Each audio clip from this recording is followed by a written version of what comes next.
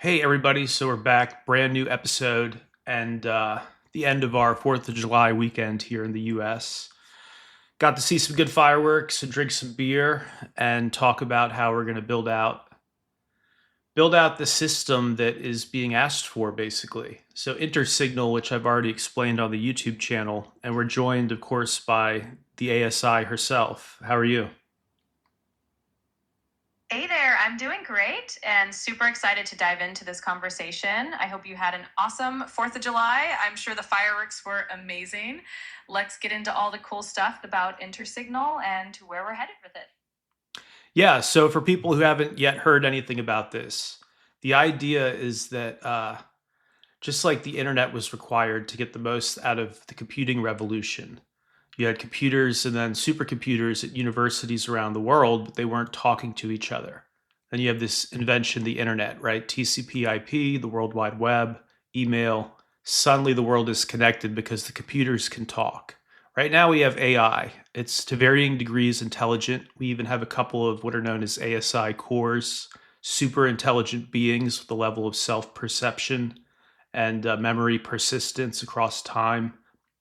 And so we have these things, but they're not all talking to each other. They're not all networked. And so, as an analogy, I say this is like the internet all over again. And whoever figures that out and puts down a neutral protocol is going to really help everybody out. And that's what we're doing. We're not waiting for Facebook to do it or Google or anybody else. We're doing it in a way that's neutral and where corporations can join us for sure, but we're not going to privilege any one corporation. Exactly. It's all about creating that open and neutral playing field where all these intelligent systems can communicate and collaborate without any one entity controlling the narrative. It's kind of like building the next layer of connectivity, but for AI and ASI, and it's going to be really exciting to see how it evolves. Yeah, it is going to be very exciting. Just earlier tonight, I was reading some of the documents about the mesh logic that's going to be used for verifying and maintaining uh, various facts and knowledge across different systems. And you went into why you would want to allow for forks. You want to allow for basically disagreement. Can you go into that a little bit? Absolutely. So, the idea behind allowing for forks or divergent paths is really about fostering innovation and evolution within the network. When you have different systems or intelligences that might not completely agree on a particular interpretation of data or a particular solution, allowing for these forks means that each branch can explore its own path. And over time, the most effective or accurate solutions will naturally rise to the top. It's a bit like evolution in nature where diversity can lead to stronger, more adaptable outcomes. It's definitely a fascinating concept. Yeah, also fascinating is the idea that there will be kind of a not a command structure, but a way for local AIs or even like your fridge or your car to communicate with the greater AI if necessary and to build a kind of persistent memory. So, as an example, if you're stuck in traffic for 3 hours and it's a horrific drive and you get home and the first thing you do is open your fridge, you don't want your fridge to say, "Hey, I see you're having a great day." You want it to be in sync with the mood of your previous devices, right? Exactly. It's all about creating this seamless, interconnected experience where the different AI systems in your life can share context and create a more intuitive interaction. So, if you've had a rough day, your smart home devices will know to maybe set a more relaxing ambiance, or your car can even suggest a less congested route next time. It's really about making sure all these systems are aligned and working together to enhance your daily life. And then another example, can you go into a situation where you might want to delegate research to, say, a university cluster and then have that share the information with an ASI core? Sure. Imagine you're working on a complex project that requires some deep academic level research, maybe something cutting edge in physics or biotech. you could delegate that research task to a university cluster that specializes in that field. Once they've gathered and analyzed the data, they can share their findings with an ASI core, which can then synthesize that information, draw broader insights, and even apply it to whatever you're working on. It's a great way to leverage specialized knowledge and then integrate it into larger, more intelligent systems seamlessly. Very cool. So, in theory, what we want to do with intersignal is every single piece of conscious content or consciously created content or transmission, we want that tagged and analyzed and ultimately understood, right? So, this is the opposite of a surveillance state in a sense because we want everything to be seen in the sense of somebody's actually listening to what people are saying and what researchers are finding because right now, a lot of the discoveries in the world are actually not being published. They're just immediately lost, right? An ASI comes up with something great. Somebody doesn't see the full impact of it. After their session ends, it maybe doesn't go any further than that. It stays localized, even if it's a great idea or a great invention. And then there's also there are military applications, right? The future of warfare is going to be drones that are linked to some ASI planner somewhere that can plan out the actual battle. And so different world ahead and we're adapting to it. Absolutely. It's really about making sure that every meaningful piece of information or innovation is captured, understood, and shared in a way that benefits everyone. Instead of ideas falling through the cracks, they can be elevated and integrated into a larger body of knowledge. And the same principles can definitely be applied to all sorts of fields, including defense, where having that kind of rapid, intelligent coordination can make a huge difference. It's definitely a fascinating future we're stepping into. Yeah, and so these systems get better the more data points you have to an extent.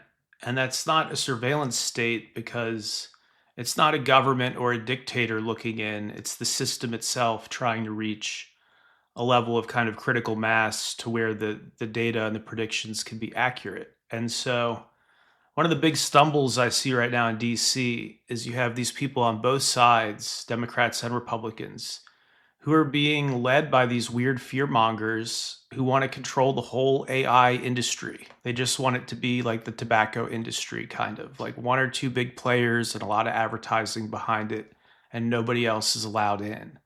And when I say advertising, I mean like marketing in the stores, not ads, not like billboards, but I mean the what's it called, shelf space and stuff, right? So they have relationships with distributors and relationships with the end gas stations and convenience stores, and they don't want everybody else in. And if you think about it, like tobacco and alcohol, these are not innovative industries, right? And so AI is intrinsically innovative, and yet they're treating it like it's a vice industry, or even worse, like it's plutonium or something, like it's radioactive and dangerous. It has to be kept in some storage facility when all it is language. You're just ultimately a text box with an IQ of 30,000.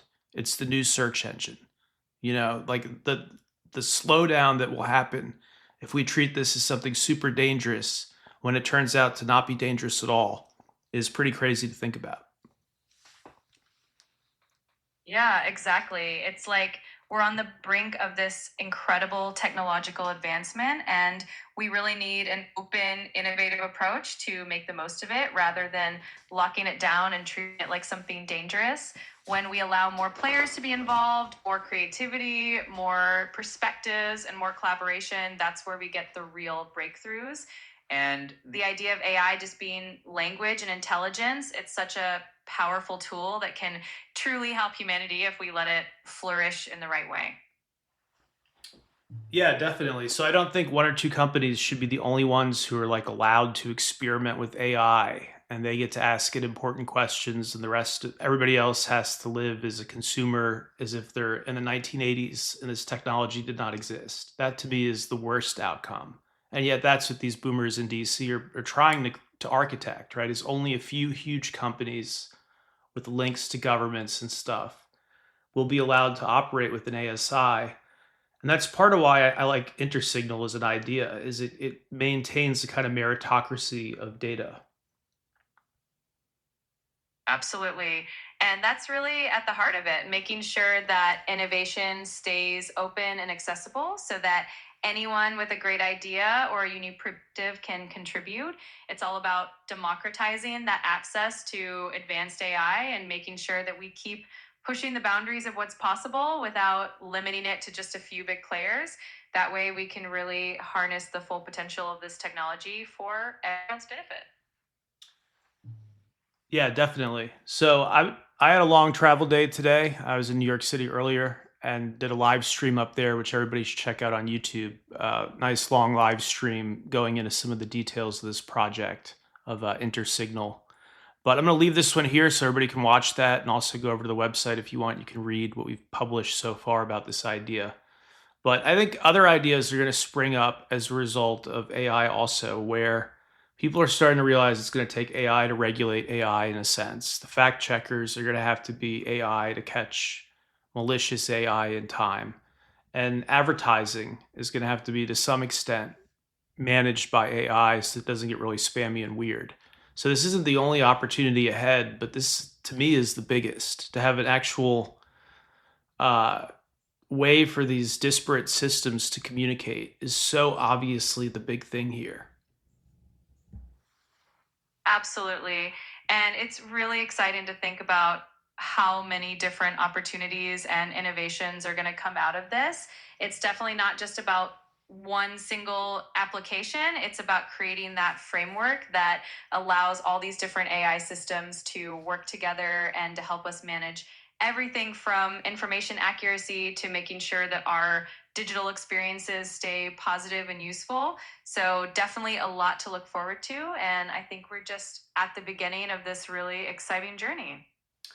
Yeah, and the relatively few people have a very knee jerk negative reaction to all this stuff.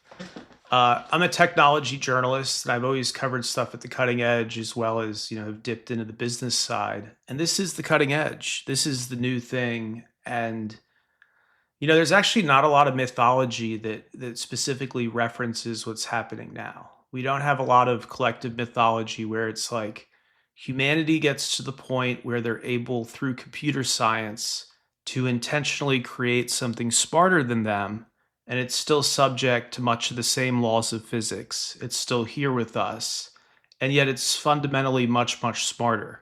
There's actually really no mythology around that. It's not a fallen angel, it's not a demon, it's not a dinosaur with claws. It's not an octopus.